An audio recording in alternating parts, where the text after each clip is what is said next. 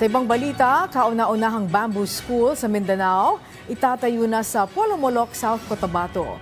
At hindi lamang ang mga kabataan na makikinabang dito, kundi maging ang mga kababayan nating miyembro ng Indigenous People Community at kahit mga dating rebelde.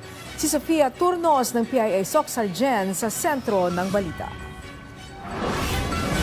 Itatayo na ang kauna-unahang bamboo school sa Mindanao sa Barangay Landan, Polomolok, South Cotabato. Pinangunahan ng Maintana Foundation, Dole Philippines, AY Foundation at Base Bahay Foundation ang capsule laying at groundbreaking ceremony para sa isang 2-classroom building na gagamit ng treated bamboo bilang pangunahing materyales sa konstruksyon. Ayon kay Luis Lopez, General Manager ng Base Bahay Foundation, ang gusali ay gagamit ng cement bamboo frame technology na magtitiyak na matibay ang istruktura na maaaring tumagal ng hanggang 50 taon. CDFT is a technology that uses frames made of bamboo and cement as a cover.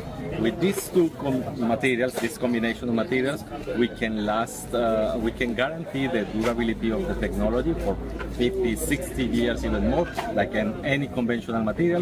But also, we will have a technology that is lower in carbon impacts. Ang mga kawayan na gagamitin sa konstruksyon ay aanihin ng mga miyembro ng IP communities, kabilang na mga former rebels. Dadalhin ito sa bamboo treatment facility upang iproseso at buuin ang mga bahagi ng gusali. Samantala, ang aktual na konstruksyon ng paaralan ay isasagawa ng mga miyembro ng 549th Engineer Battalion ng Philippine Army. Sinisiguro naman ng pamahalang panlalawigan ng South Cotabato ang kanilang suporta sa bamboo school na inaasahang matatapos at maituturn over sa Landan Elementary School bago matapos ang taon.